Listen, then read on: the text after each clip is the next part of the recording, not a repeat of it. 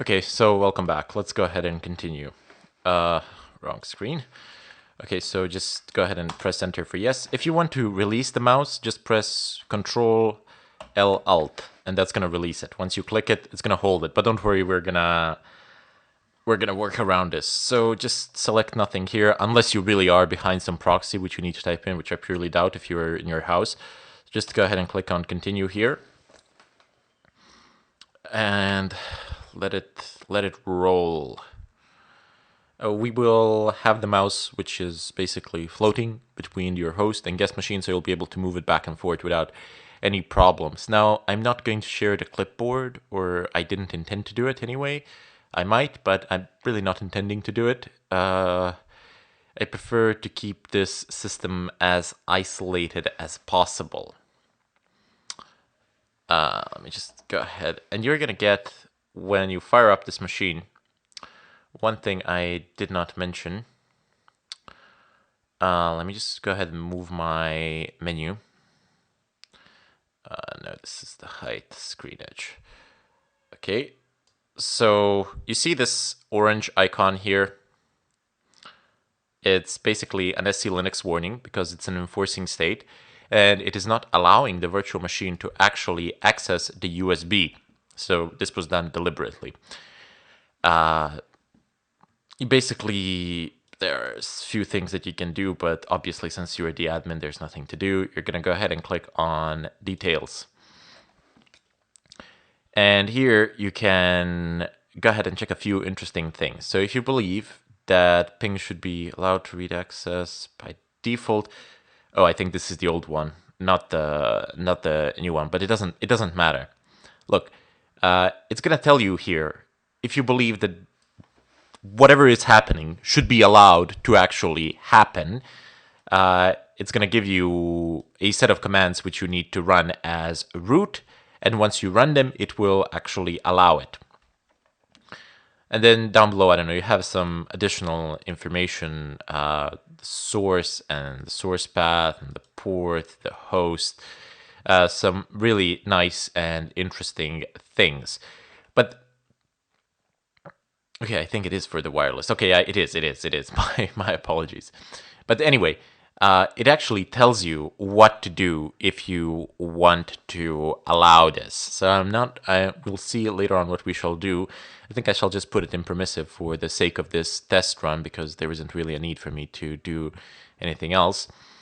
But in case you get an SE Linux warning, it's going to tell you, okay, I've detected something. Something has happened that was not supposed to happen, that I am not supposed to allow to happen, so I have denied it if I'm in enforcing. And if you, as a user, the supreme authority, let's say, as an admin, would like to allow this to actually happen, then please run these commands and alter my policy. Okay? So no big deal. You can just close it. And if you get a blue screen, if nothing's going on, just press enter or space or I don't know, something, and it's gonna run. If you see that the bar is stuck or not updating, just press space or enter or something like that, and it's gonna work. So install grub bootloader to the master boot record. Yes, please. Enter device manually. No, just select the one because you only have one device. This has nothing to do with your physical devices in your machine. This is just a virtual device which was assigned allotted space from your physical devices, let's say. So you don't really have, you really shouldn't be able to damage your file system in any way, form, or manner. I say shouldn't because there's always that 0.001% chance of something happening. Okay, installation is complete, so it's time to boot. Make sure to blah, blah, blah. Just go ahead and click on continue. Who cares? And removing live packages. Come on. I really need to get more disk space. Like, seriously. I only have one SSD, one PCI SSD, which is 480 gigabytes, and the other one is a regular SSD, which is 480 as well. I should have gotten like 1.2 terabyte PCI SSD, but oh my God, the prices on that they were pretty high, I can tell you that. Like, very high. Okay, running remove live packages. Sometime today, hopefully, it's going to finish. And down below on the menu bar, you can actually see my notes and the outline. The what is this? This is actually the recording part, because I am using a software to record from the terminal itself, which is very nice. You can actually have a look at it. It's just capturing like this. You give it specifications. Just say record my desktop and then manually input the width and height and offset. The offset is good because if you have multiple desktops, multiple monitors, you can offset it by one monitor. So I'm recording the middle one. Okay, so 80, as you can see, just press space or something like that because the screen stops updating for some strange reason. And just go ahead and select Kali Linux. And there you go. SC Linux alert, AVC denial. It doesn't allow the USB to be passed or to be accessed. So details. Okay, so there we go. The proper thing that you would, if you wish to allow this on permanent basis, you can basically just run these commands down below. There are two of them here without the hashes, so no hashes as root, and that should be fine. I, for the moment, am really not gonna do that. Because this is a demo, I'm just gonna type in set enforce to 0 and then get enforce, which is in permissive mode. And then I'm just gonna force off the machine. Also, I need to add a panel input, and then I call this evil touch, but it's EV touch. USB graphics pad finished. So we have a floating mouse. And leave this device here. So just go ahead and play the machine again, run it. AVC denial happens again, but now it's in permissive mode. It's going to warn you again, but it's going to allow the action to actually take place. So I'm just gonna log in with root and then type in the password and sign in. And as you can see, my mouse, it's actually able to go back and forth between the machine, between the host and the guest machine. Okay, so the screen, it's fairly like ugly.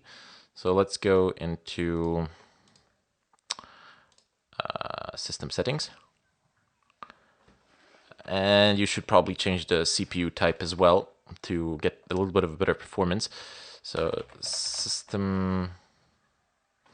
Oh wait, this is GNOME. This is GNOME. You have system settings here. Go into displays. Select the display.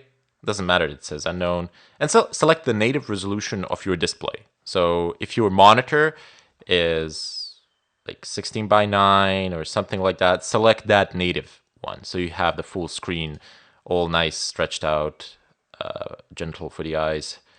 Keep changes.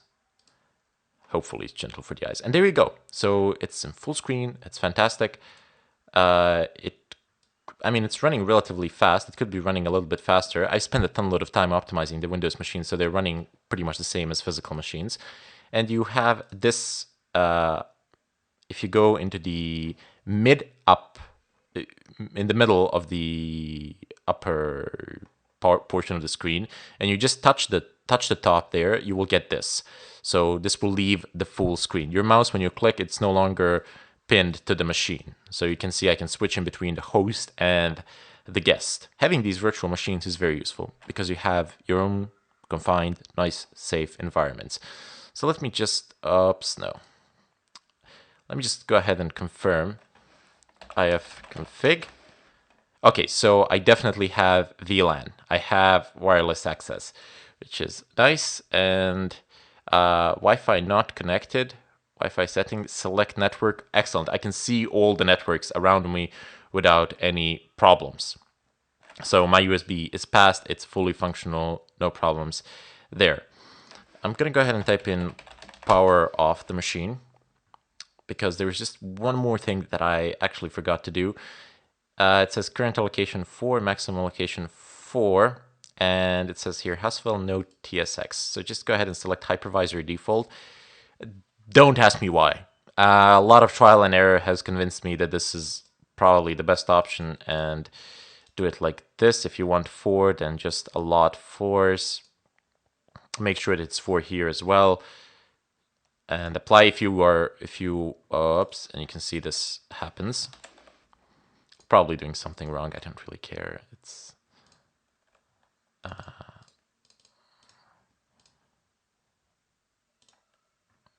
okay. There we go. So that's just it. That's all you really need to do. Now go ahead and play the machine again, and you're gonna get this smaller screen while the machine is actually loading. Once it loads, it's gonna expand to the native resolution of your monitor after the login, that is. Okay, there you go. So no need to install any additional things really in terms of virtualization.